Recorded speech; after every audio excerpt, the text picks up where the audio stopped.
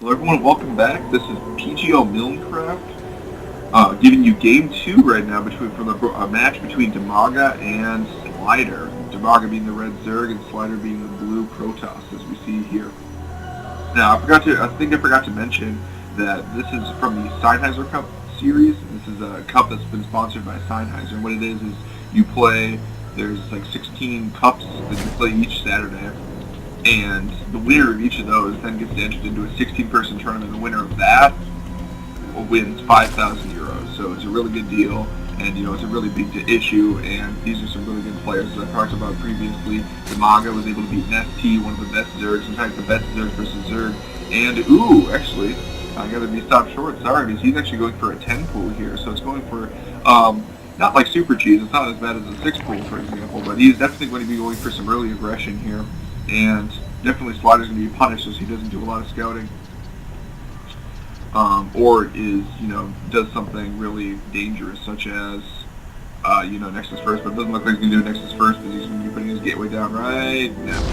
Forge again! Forge again! So he's going again for the cheese move, actually. He's able to take out, as Dimaga goes hatch first, he's going to be able to, pile on up and then put some cannons here, possibly lock him in with pylons here and a cannon and be able to take a huge economic lead, or at least that's his goal.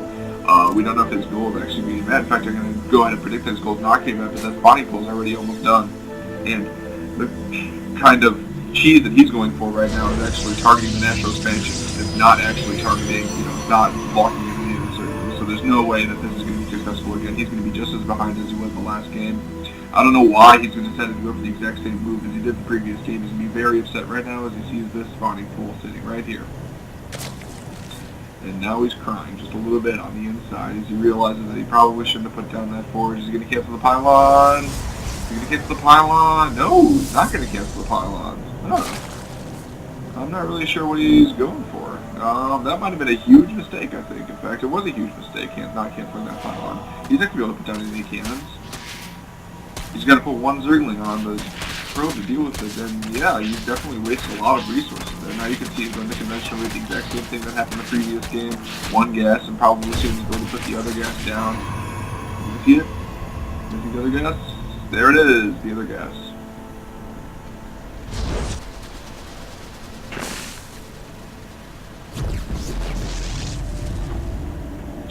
And we see Dimaga now putting it on his normal natural expansion with the defense of the Zerglings. He didn't go for early gas too, which some people like to do after a 10 pool, which I think is probably the better move because it lets you expand earlier. You're already kind of hurting your economy a little bit by going for the early 10 pool. And he's going to be able to see that probe going around, scooting about. Probably send a Zergling to go take him out unless he doesn't see him. There we go. Yep, that probe's going to die. I'm not sure how long it's going to take, but he's going down. He might be able to see that Dimaga's expanding here, but that's all the knowledge that he's going to get.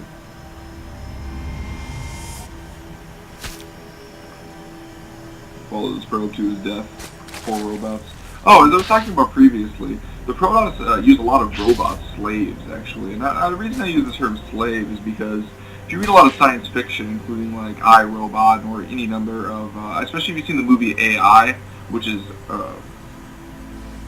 based on a short story, I believe, by Philip K. Dick. He's asking which pool it was, and Dimaga is telling you he was a 6 pool. Of course, it wasn't a 6 pool, it was a 10 pool. And Slider's just asking because that build went entirely against his plan and is probably screwing up his entire schedule for this game. And actually, Dimaga should probably be transferring some drones now. Oh, he's not oversaturated, he's exactly the saturation. So Dimaga should be fine for his drone count right now. In fact, he probably planned that out. And Slider's in the exact same position here. He does have a Stargate going down, so he's probably going to go for some sort of 3-gate Void Ray attack. I'm not sure how effective this is going to be, however, it's going to be very delayed as a result of the fact that he was Forge first, as I explained previously, that 600 resources that have been wasted. It's possible there might be a better transition when you go Forge first and fail, like for example, go for an early weapons, which makes Zealots extremely powerful against Zerglings, because the Zerglings die in 2 hits to Zealots instead of just 1. So that's one possibility that they could go for. Excuse me while I take a sip of my diet. He's just going for Phoenix right now. It's possible he's going to get a Void Ray afterwards. Nope, he's going to get Phoenix. Probably do a little Overlord hunting. Try to do some damage to the economy, try to set things even with the Zerg player. But look at the Zerg player right now. He's got the Spine Crawler going down, Roachborn coming up, and the Lair on his way. So the Zerg player's way ahead. And if we go to Unit Station, we find that he has a 9 worker lead, which at this point in the game is a really large lead, and he is the fly blocked right now, but he's building some more Overlords that'll come out soon. And then he'll be able to build even more drones if he needs them, but not really, because he's almost saturated completely on both of his bases, although he does need 8 more drones to be able to finish off the saturation here, and then build both of the gases as well. Now this is kind of an interesting map. It can be a little difficult for the Zerg player to be able to take the 3rd base, just because it stretches your forces a little bit, because your forces have to stay over here and defend up here. There's no kind of natural place where you can necessarily leave your forces built to defend both, except maybe, out here, which is usually like outside of the creep, which means you're not going to really get your creep advantage in terms of heavy macros that are keeping his forces. You can also see that he's building 14 new Zerglings, and he's using Hydrogen to deal with the Phoenixes that are flying around and, blowing up all his queens and, killing some workers, I think. How many kills I got? 1. No, those just Overlord hubs. So we can watch them shoot. They just don't do so much damage and couldn't do so little. Oh, but look at the little queens scurrying over, able to help out their Overlord friends. They can't even get it. Okay. I don't really understand this move actually. Seems like he did some damage, I guess, but he didn't kill that many Overlords. Not for the sacrificing a Phoenix and almost sacrificing 2. Probably should have moved more careful with that. He does have Zerglings in place to move forward, give them the attack. I'm going to follow the Phoenixes for now and watch them with their harassment. We see Hydralis on the way to be able to defend against the Phoenixes. Now from this position, ooh, a 1 drone kill. That's going to have to come back. Sorry, Slider. And Phoenix, oh no, he's going to let that Phoenix die too. Oh my god, does he save it? Nope! Why did he leave us there? Get out of there. Fly away, Phoenix. Live. Alright, so he's got backed up to, I believe he just built a 4th Phoenix, so he's back up to 4 Phoenixes. 4 Phoenixes is kind of like the sweet spot, because with 4 Phoenixes, it's very easy to kill a queen with 1 pickup. So if you see a queen, sitting around, just kind of lying around, he's really going to pick up a Zergling. That would just be a waste of 50 energy, I think. I guess you could pick up a couple, maybe. There's nothing else. Oh, there you go. Take back the Watchtower. Good work, Phoenixes. You definitely paid yourself over. Slaughter's army is actually really weak right now. If Dimaga was able to push out, possibly with a creep highway created by its overlords, which I guess is a little scared to do because it's Phoenixes, then he could do some serious damage, especially if he got some roaches to go along with his attack. But it appears he's going more for a macro mode right now. We can go back to income tab. He's still ahead by 8, or by 12, I'm sorry. Apparently, I'm really bad at counting. That drone's down. Hello. These little Hydralisks are going to slither up the stairs. I'm impressed actually that they can... they normally travel pretty slowly, you would think, but going up the stairs, that might just be pretty difficult with, no feet and just tail. I wouldn't be able to do that, especially not without a bunch of practice. But yeah, 4 cannons going down. That's 600 minerals that he just spent defending this Nexus. That's how far behind he is, and that's how desperate he is to make sure that he's able to defend this properly. What's he doing? We've got a robotics facility going on. Probably is going to be going into Colossus. That's the basic idea. Generally speaking, when if you're not going in some sort of all-in attack with the Stargate, then what you do is you get a bunch of Phoenixes and you push them into Hydralis, which he has done, and then the Hydralis, which die very rapidly to,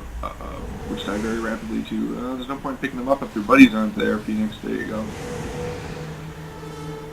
Hydralis which die very rapidly to Colossus attacks because they only have 80 hit points and they take so much damage, and Colossus is be able to destroy them, do a lot of damage there. See the Zerg player maintaining his lead. He's following the basic maximum that everyone likes to follow, which is when you're ahead, you should get more ahead. He's just trying to make sure that he's able to preserve his economic lead. He's all his overlords worshipping the Spore Crawler here. I'm a fan of worshipping Spore Crawlers as well. I do it on my spare time.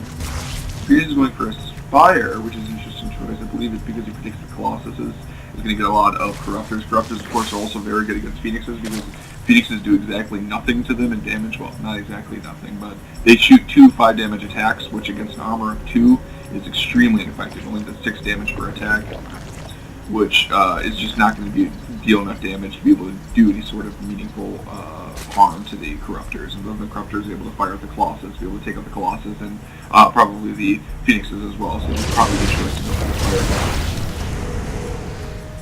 We see weapons level 1 on the way. For the Zerg, we see Zerg missile attack level 2 and armor level 1.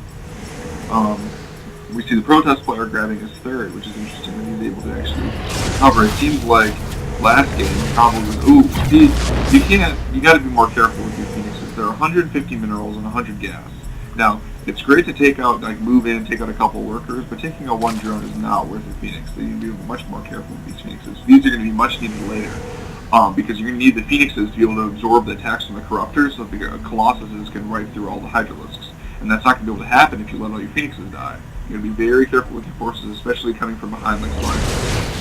You see, he's falling even farther behind in the working count. Now he's down by 22, and that is in fact 22. I'm correct on that thing. And he's way behind in minerals, he's way behind in gas. It's going to be hard to catch up here. We also see the Zerg player holding a whole 1,500 minerals and gas. He's probably saving them for 8 Corruptors and probably some Roaches, if I had to guess. Coming on the way as well, maybe? Let's say more Roaches coming. He spent most of his minerals and gas anyway on the Corruptors. He's probably going to move in for a big, 3-base attack, and once he gets weapons level 2, probably armor level 2, he's going to wait for as well. But he's going to hit the Protest player, who's only going to have weapons level 1, maybe armor level 1 as well, and maybe only 3, well, probably 4 or 5 Colossus versus a number of Corruptors. It's just not going to be very effective. He already built 8 Corruptors. Now he's building 6 more, so he's going to have at least 14 Corruptors. Those things will eat through Colossuses Colossuses, either is correct, so fast. Because they can spew the little green stuff, which causes the Colossus to take more damage faster, which, I don't know, it makes sense to me. I don't know why green stuff, makes them fall down faster. Maybe it should trip them up or something, and they, sneeze, or I don't know. Speaking of robots, by the way, Colossus is in fact a robot. There's no Protoss. And actually, you can see from the little portrait there, it's just a little, looks like a giant probe, actually, with a little picture. So it's a robot designed to kill for them. So, which actually, by the way, for those of you who follow Brood War, or did follow Brood War, Reavers were also robots as well. And so it seems that the Protoss don't want to do that. All their heavy killing has to be done by the Colossus, which is interesting, because, they use their Zealots for fodder so that their robots can be able to deal damage. And here we see the major push out. I don't see how any way I'm going to pull this off. This force is not enough. The composition's okay, but he's just too behind economically. He wasn't able to take him from his lead. If we look at the total army size, we see the Zerg player is completely maxed out. Protoss player is only at 142, behind 950. Even if he doesn't focus the Corruptors onto the Colossus, I think they're going to do a lot of damage. Of course, he was expecting probably make a couple more. There you go. And you can go ahead and just let the Corruptors fire, kill all the Colossus, and then engage the rest of the forces. You actually probably should pull back a little bit. Doesn't matter anymore, but a little bit. You can drop all these forces, and you take 25% more damage. And I expect the GG everything now is supposed to go to production. You see that it's funny where it's because pulling the probes off, they're all dying, spawning even farther behind economically, and it's GG. Ladder with the GG. Lost ladder. There you go, there's the GG. And we're moving on to game 3. Thanks everyone for listening. This is PGO Milncraft signing off.